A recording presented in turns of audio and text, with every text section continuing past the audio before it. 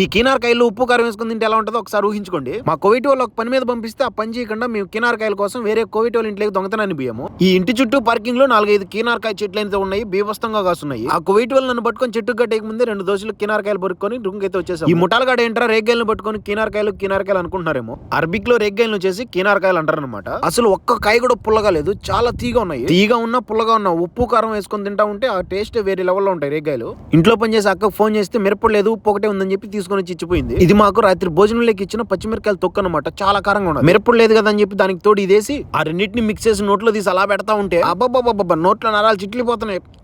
Super. ఇలా రేగ్గాయలు ఉప్పు కారం వేసుకొని దంచుకొని కానీ లేదంటే అట్లా తింటా ఉంటే ఏం ఉంటదబ్బా. ఇప్పుడు మీకు అవైలబుల్ ఉంటే ట్రై చేయండి.